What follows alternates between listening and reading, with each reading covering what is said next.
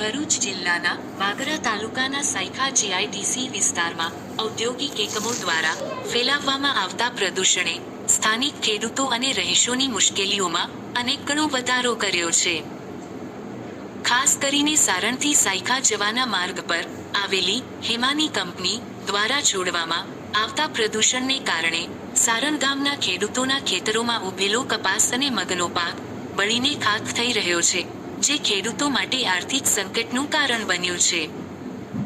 Company દ્વારા છોડવામાં આવતા આ પ્રદૂષણને કારણે માત્ર ખેતીના પાકને જ નહીં, પરંતુ આસપાસના વૃક્ષો અને વનસ્પતિને પણ ગંભીર નુકસાન પહોંચી રહ્યું છે, જે પર્યાવરણ માટે મોટો ખતરો સાબિત થઈ રહ્યો છે।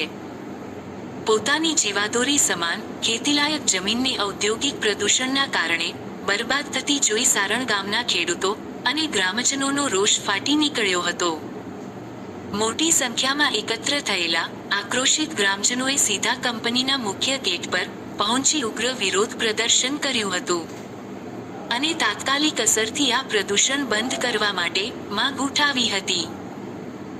આ બાબતે ખેડૂતો અને ગ્રામજનો દ્વારા વાગરા મામલતદાર શ્રીને આવેદનપત્ર પાઠવીને સમગ્ર મામલે તાત્કાલિક અને કડક તપાસ કરવાની તેમજ કંપનીના પ્રદૂષણના કારણે ખેડૂતોને થયેલા પાકના નુકસાનનું વળતર ચૂકવવાની ઉગ્ર માંગ કરવામાં આવી છે।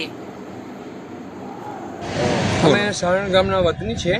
અમે હેમાની કંપની પર આજે આવેલા છે, તો અમારા પાકનું નુકસાન થાય છે। આના પ્રદૂષણ બહુ ખરાબ છે અને આને પાવડર બનાવે કચરું સુખાવાની દવાનું, તો આટલા વર્ષોથી ચાલતી હતી કંપની પહેલાં 4 વર્ષ પહેલી, તો તે સમયે માલ અમારો બગડતો હતો અને પછી અમને કહેવાય આવ્યા તો બંધ કરી હતી। 2 વર્ષ બંધ રહી તો અમારા પાક સુધરી ગયા અને આ વર્ષે પછી ચાલુ કરી તો બધા અમારી લગભગ જે વગાનું છે એ વગાનું નુકસાન થઈ ગયું છે। કપાસ, તુવર, લીમડા, સમરી એ બધું સુકાઈ ગયું છે। તો અમારી તો ખાસ માંગ એ છે કે આ કંપનીને 4 મહિના પૂરતી બંધ કરી દો અને પછી એમનો પ્લાન ચાલુ કરો, કેમકે અમારી જીવાદોરી ખેતી પર છે। અમારે પાણીની સિંચાઈમાં નેળો બેળો બધું ઉતરી ગયું છે, પાણી આવતું જ નથી, એટલે અમારી જીવાદોરી આની ઉપર જ છે। એટલે મહેરબાની કરીને આનો કંઈ રસ્તો કાઢો, આ પ્લાન બંધ કરો, કંઈ ને કંઈ રસ્તો લાવીને અમારા ખેડૂતો માટે જે સારું થાય એ અમારા પાકને નુકસાન ના થાય એ નિર્ણય કરો।